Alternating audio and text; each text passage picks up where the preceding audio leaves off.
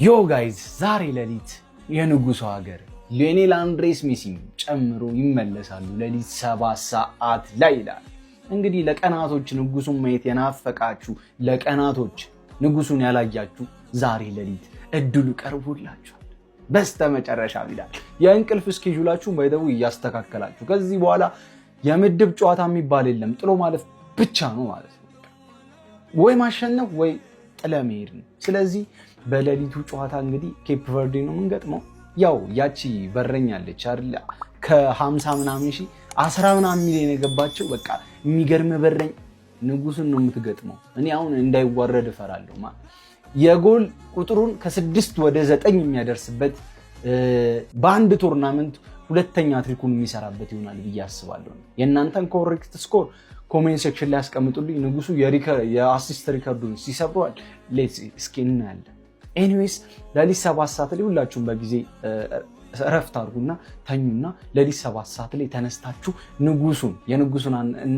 የንጉሱን ሀገር እናት ሀገር አርጀንቲናን ቁጭ ብለን በስነ ስርዓት እኛ አንቋጥር ፈታ ብለን ነው ምን ኦሬዲ ስለምናቅ ማን እንደሚያሸንፍ ማለት ነው። ይሄንን ቪዲዮ ኮፒ ሊንክ ሪፖስት አድርጉት።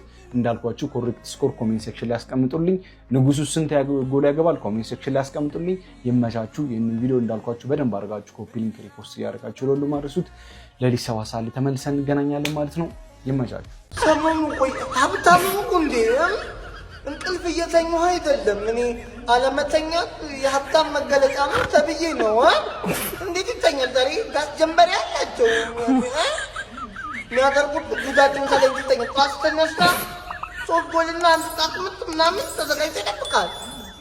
እንደው የሚፈጥረው እንግዲህ አብረህ ማየት ነው እንጂ የዛኛው የጠንቋዩ አለ ደግሞ ምን ማድረግ ይቻላል? ለናቸው አንተኛ ጋር ጀንበሬ ምን ማድረግ እንችላለን?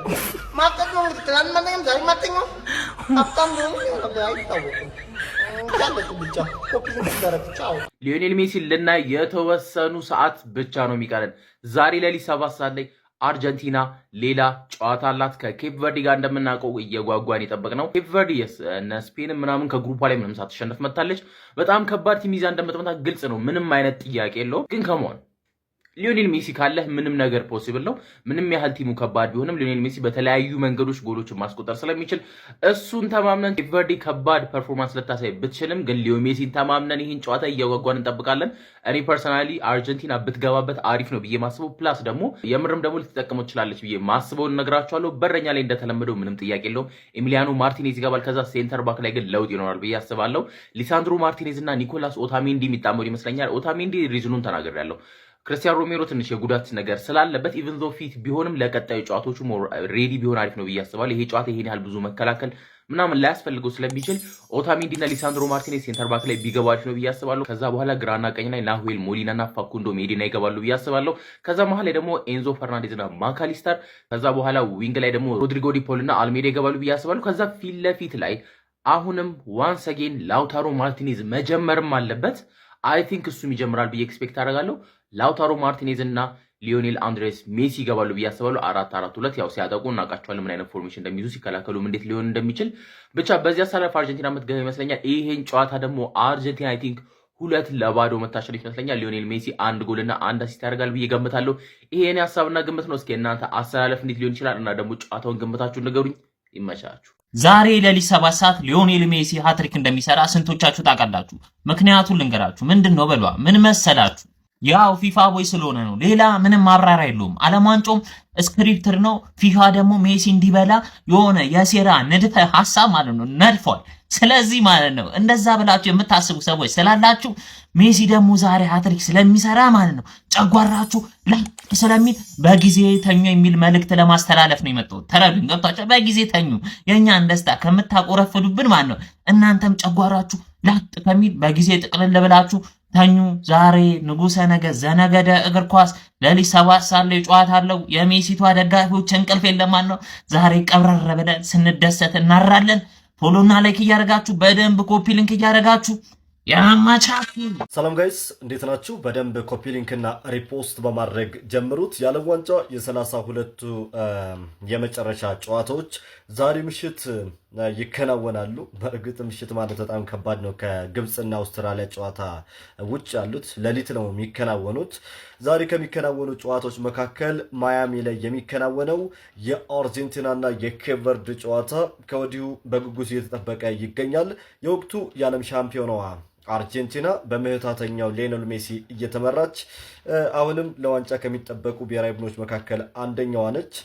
እንደምታውቁት 2022 ላይ የዓለም ዋንጫን ለሶስተኛ ጊዜ ሻምፒዮን እንደነበረች ይታወሳል። በካታር ምድር አሜሪካ ላይ 8 ታሳየናለች የሚለው ጉዳይ ይጠበቃል። ዛሬ አርጀንቲናዎች እንግዲህ በምድብ ጨዋታዎች ላይ 6 ግቦችን ያስቆጠረላቸውን ሊዮኔል ሜሲን ተማምነዋል ማለት ነው። በእያንዳንዱ ጨዋታዎች ላይ ሊዮኔል ሜሲ ያለው አበርክቶ ከፍ ያለ ነው። የዓለም ዋንጫም ከፍተኛ ግብ አስቆጣሪ በመሆን እየቀጠለ ይገኛል። ከዚህ በተጨማሪም 19 የዓለም ዋንጫ ግቦችን በማስቆጠር የምንጊዜም የዓለም ዋንጫ ከፍተኛ ግብ አስቆጣሪነትን ከተከታዩ ኪሊያን ምባፔ በአንድ ከፍ ብሎ እየመራ ይገኛል። የሁለቱ ትንቅንቅ አስገራሚ ነው።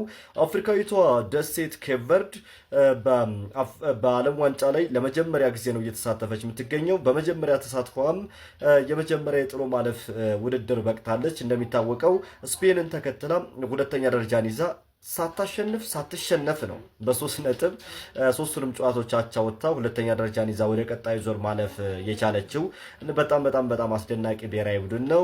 ከስፔን ጋር የነበራቸውን የመጀመሪያ የብሔራዊ ቡድኑን ተጋድሎ ምስሉ ላይ የምትመለከቱት ግብ ጠባቂያቸውን ቮዚናህን ጨምሮ ሌሎች በርካታ ድንቅ ተጫዋቾች አሏቸው። ዛሬም ለአርጀንቲና ምናልባት ፈተና ሊሆኑ ይችላሉ። የሁለቱ ቡድኖች ጨዋታ ሌሊት 7 ሰዓት ላይ የሚከናወን ጨዋታ ነው። 10 ሰዓት የጋናና ኮሎምቢያ ጨዋታ ነው የሚከናወነው። 7 ሰዓት ላይ ግን አርጀንቲና ከኬፕ ቨርድ ጋር ጨዋታዋን ታከናውናለች። ከዛ አስቀድሞ ምሽት 3 ሰዓት ላይ አውስትራሊያ ከግብፅ ጋር ጨዋታቸውን ያከናውናሉ። ዛሬ እንግዲህ 3 የ32ቱ የጥሎ ማለፍ ጨዋታዎች ከተከናወኑ በኋላ ወደ 16ቱ የተቀላቀሉ ሙሉ ቡድኖች የሚለዩ ይሆናል ማለት ነው። የአርጀንቲናና የኬፕ ቨርድ ጨዋታ በማን አሸናፊነት ይጠናቀቃል? እስኪ ግምቶቻችሁን ኮመንት መስጫው ላይ አስቀምጡልን።